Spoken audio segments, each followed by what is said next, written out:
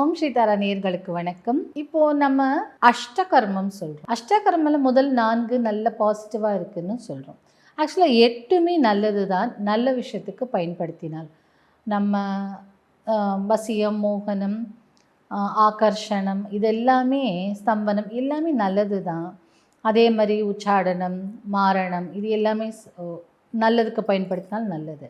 இப்போ மாரணம்னா கெட்ட குணங்களை மாரணம் செய்யலாம், நோய்களை மாரணம் செய்யலாம். ஆனால் நம்ம என்ன எடுத்துக்கிறோம், ஒருத்தனை க்ளோஸ் பண்ணுறது தானே எடுத்துக்கிறோம் இல்லையா? ஸோ நல்ல விஷயத்துக்கு தான் அஷ்டகர்மங்களும் நம்மளுக்கு கொடுக்கப்பட்டது. நாம் பயன்படுத்தும் விதத்தில் நம்ம மிஸ் பண்ணிடுறோம்.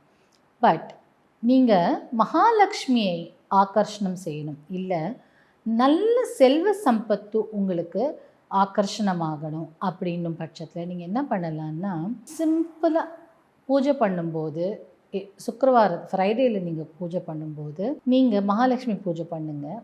பண்ணிவிட்டு மகாலட்சுமி ஃபோட்டோ எதாவது இருந்தால் மகாலட்சுமியை வேண்டிக்கோங்க, இந்த மாதிரி எனக்கு சர்வ சம்பத்தும் ஆகர்ஷணமாகணும்.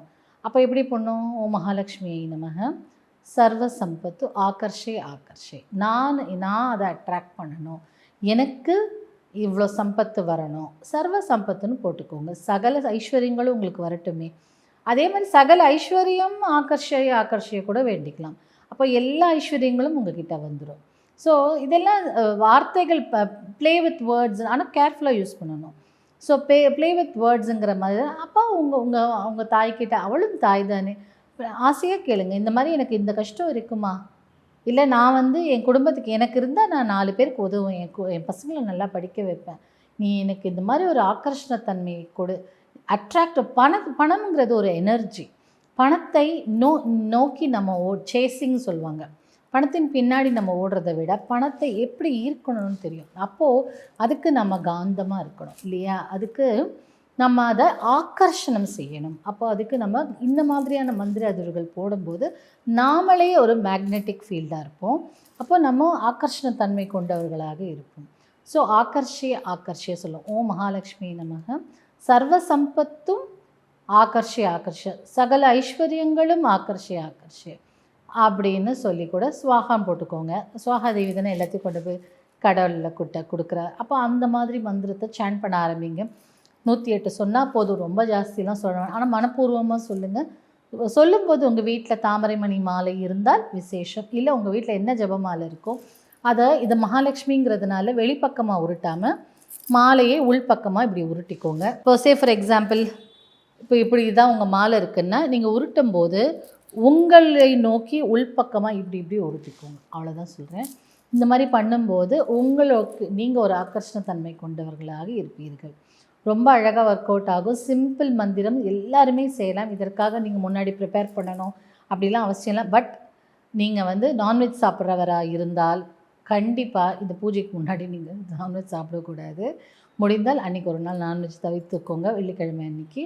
இல்லை என்னால் முடியுதுன்னா பூஜை முடிச்சுட்டு எடுத்துக்கோங்க. 1. 2வது, பெண்கள் கண்டிப்பாக பீரியட்ஸ் டைமில் பண்ண வேண்டாம். பட் அது எந்த பிரச்சனையும் இல்லை. பெண் யாராக இருந்தாலுமே குளிக்கும்போது ஒரு சொட்டு ஒரு ஜஸ்ட் ஒரு பிஞ்ச் மஞ்சள் தூள் போட்டு ஒரு கல் உப்பு போட்டுட்டு குளிச்சுக்கோங்க. ஏதாவது திருஷ்டி தோஷம் இருந்தாலும் நீங்கிடும். நல்ல விஷயம்தான். மஞ்சளுக்கு கிருமி நாசினி கூட. அப்போ சப்போஸ் நீங்கள் வெளில போயிட்டு வரீங்க, உங்ககிட்ட ஏதோ ஒரு கிருமி இருக்குன்னா அதுவும் நாசனம் ஆகிடும் இல்லையா?